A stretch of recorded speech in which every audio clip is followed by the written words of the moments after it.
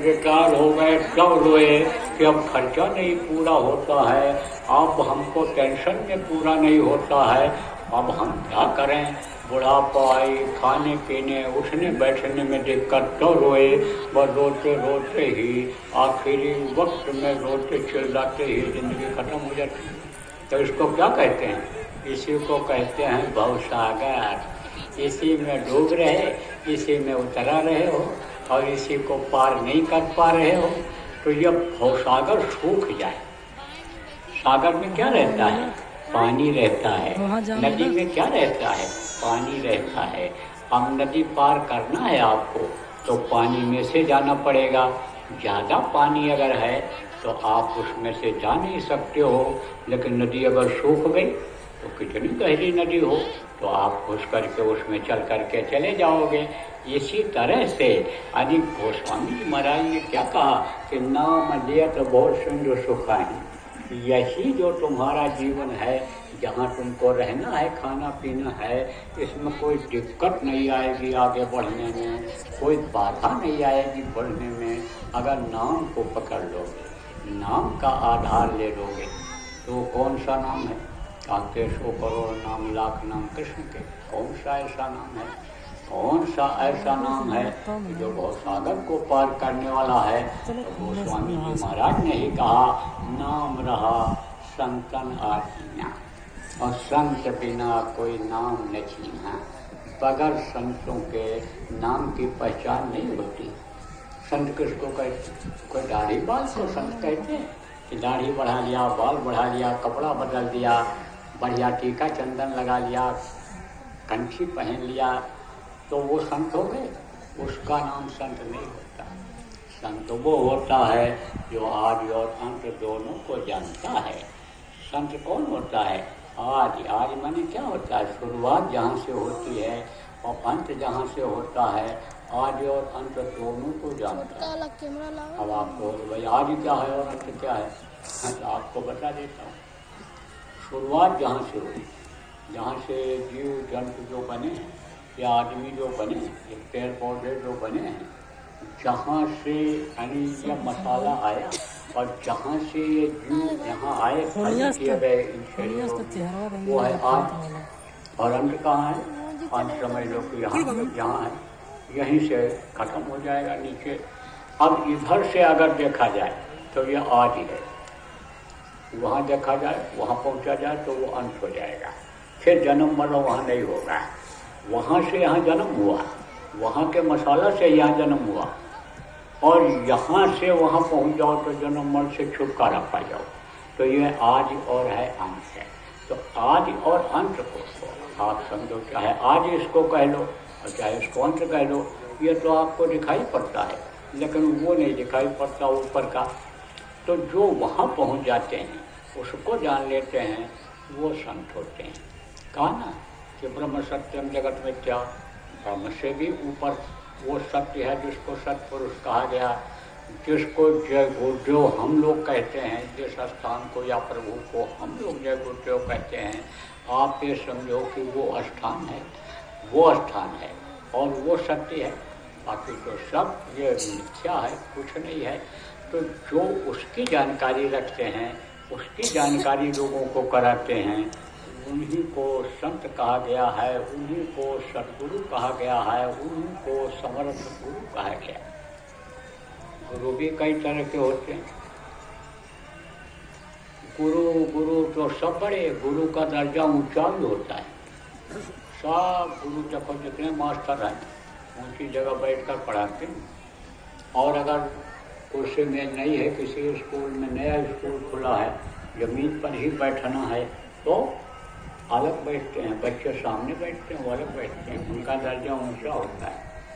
ऐसे ही गुरु जितने भी होते हैं सब अलग होते हैं, जानकारी वाले अलग होते हैं, लेकिन नाम उनका गुरु ही रहता है। तो कहा गुरु गुरु तो सब बड़े, कोई ना ही छोड़, लेकिन शब्द पारखी महीन है और बाकी चावल मोट।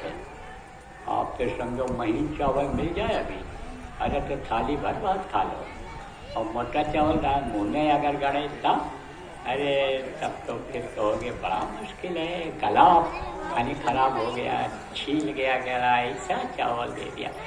तो वो महीन किसको कहते हैं? जो महीन चीज़ को जानते हैं। जैसे मैंने आपको बताया जीवात्मा इतनी महीन है कि उसको देख नहीं सकते हो। प्रभु एक तरह से इस वक्त पर यहाँ पर है, उसकी धारा है, वो महीन है, उसको नहीं देख सकते हो आप इन बाहरी आंखों से, लेकिन उसकी जानकारी जो रखते हैं वही गुरु, समर्थ गुरु होते हैं, शब्द गुरु होते हैं। शब्द से ही सारा संसार बना है, शब्द से ही देवी देवता बने हैं।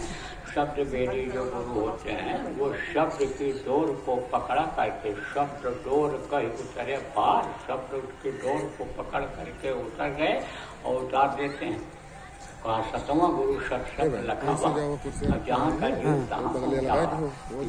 सातवां गुरु बताया गया, सबसे ऊंचा उत्तम गुरु बताया गया, जानकार गुरु बताया गया, वो शब्द वेदी होते हैं। शब्द का ज्ञान कराते हैं, शब्द के डोर को पकड़ाते हैं। ऐसे ही समर्थ गुरु हुआ करते। और कैसे गुरु होते हैं? बहुत तरह के गुरु हैं, यहाँ आप लोग जानते हो, बताने की क्या जरूरत है। लेकिन मुख्य रूप से समझो कि दो गुरु होते हैं। विद्या गुरु होते हैं, आध्यात्मिक गुरु होते हैं। विद्या गुरु कौन होते हैं? जो दुनिया की चीज़ों को बताते हैं, जो पढ़ाई लिखाई कराते हैं, हिंदी अंग्रेजी फारसी पढ़ाते हैं, ये दोहा अंदर का काम सिखाते हैं। ये जो अन्य कितना दिन से डांस करेंगे, अरे ज़्यादा दिन से 1 साल हो गया होती है। एक गुरु वो होते हैं विद्या गुरु कहलाते हैं, और एक आध्यात्मिक गुरु होते हैं। आध्यात्मिक गुरु यानी जहाँ का जो कहाँ पहुँचाया करते हैं, तो गुरु की जरूरत हमेशा होती है। आध्यात्मिक गुरु जब मिलते हैं तभी हर चीज़ की जानकारी होती है। इसीलिए दत्तात्रेय को जब सच्चे गुरु, समृद्ध गुरु नहीं मिले तो उन्होंने 24 गुरु किया था। कहा गया कि पानी पिए छान कर, गुरु करे जानकर, गुरु समझ करके बनाना चाहिए। और जब मिल जाए सच्चे गुरु, तब आप ये समझो कि बाकी फिर गुरु करने की कोई ज़रूरत नहीं रह जाएगी। तो जब वो सच्चे गुरु मिल जाते तब ये जो पूजा पाठ ये होता है, इसका समझ में आना रहती है, समझ में आ जाता है और उसका फल मिलता है। गुरुबिन माला फेरते और गुरुबिन करते दान और गुरुबिन निष्फल सब भया। जो है वेद पुराण, भूत पुराण में भी ये बातें मिलती हैं। वेद में सब लिखा हुआ है, पूरा संविधान बना हुआ है, यानी विश्व के जीवों का संविधान वेद में है। और वेद से ही अब पुराण निकले हैं, आसानी से समझाने के लिए लोगों ने इसको बना दिया है। समझिए ये बात, सब निष्फल जाता है, बेकार जाता है। अब आज देखो बेकार जा रहा है बहुत से लोगों का। क्या बेकार जा रहा है? दान पुण्य बेकार जा रहा है। कैसे बेकार जा रहा है? जानते हैं कि किसको दान देना चाहिए? कहते हैं कि दान, गौदान, कन्यादान, मतदान, इसको देने से पहले देख लेना चाहिए कि कैसा है। लड़की की शादी करने से पहले लड़का देखा जाता है, घर देखा जाता है, ये देखा जाता है तंदुरुस्ती कैसी है, कमा के खिला पाएगा नहीं खिला पाएगा, प्यार दे पाएगा नहीं दे पाएगा, संतान उत्पन्न कर पाएगा नहीं कर पाएगा, इन चीज़ों को देखा जाता है। बूढ़े बुजुर्ग लोग सब इन चीज़ों को देखते हैं। आप ये देखो, कोई भी दान देने से पहले इसी तरह से देखना चाहिए कि हम जो दान देते हैं उसका उपयोग सही जगह पर होगा कि नहीं होगा। हमने तो दान दे दिया, मान लो जमीन ही दे दिया, अब वो जमीन को ले लिया, उसके नाम से जब हो गया तो बेच दिया। पहले कहा था कि हम क्या करेंगे, पूजा पाठ करेंगे, मंदिर बनाएंगे, आश्रम बनाएंगे, यहाँ उपदेश करवाएंगे, लेकिन ऐसे आदमी को दे दिया न देख करके कि जो उसको बेच दिया, दुकानें खुलवा दिया। अब वहाँ पर दुकान खोलने वालों ने क्या किया, वहीं पर मुर्गी का अंडा बेचने लग गए, वहीं पर मुर्गा बेचने लग गए, वहीं खोल लिया, अब दुकान शुरू हो गई। तो ऐसे घूमेगा किसी को दे दिया, 60 रुपया आपने दे दिया, और ले गए, कहाँ ले गए? वहाँ से जहाँ से असलहा बनता है वहाँ उसको दे दिया और असलहा बनवा लिया। अब उससे मारा, किसको मारा? जानवरों को काटा, आदमी को दिखाया, आदमी को गोली मारकर तो वो निकल गया। गया वहाँ मांस की दुकान पर दे दिया, मांस ला करके पकाया खाया, सामने मुर्गा कटवाया, बकरा कटवाया, पैसा दे तो निकल जाए। अब आप तो कहोगे भाई धान हमने दे दिया, लेकिन उसका असर आता है, उसका असर आता है। इस चीज को आपको समझना चाहिए तो वो निष्फल जाता है। और क्या निष्फल जा रहा है बता दें आप? जो पूजा पाठ और होगा बहुत से लोगों का निष्फल जा रहा है। इसलिए निष्फल जा रहा है कि जहाँ पूजा पाठ करते हैं वो मंदिर भी बनता है, होता है मिट्टी और पत्थर का मंदिर होता है। और ये जो मानव मंदिर है जिसको आगे से जाएंगे तो पीछे से सुनो, आगे से काम आना जिसको समझो स्पिरिचुअल टेम्पल कहा गया, लिविंग ऑफ गॉड, जिसको समझो स्पिरिचुअल टेम्पल कहा गया है, आध्यात्मिक मंदिर है जिसमें वो निवास करता है और करता भी इसी में है। और अगर न करता होता, न देखा होता किसने? मीरा ने।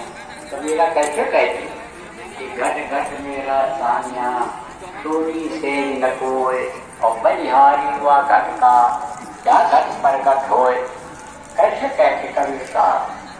जो तिलमाही तेल है, जो चकमक में आग, तेरा साईं में जान सके सो जान, कस्तूरी कुंडल बसे धूण है बलमान, ऐसे घट घट राम है दुनिया पे कर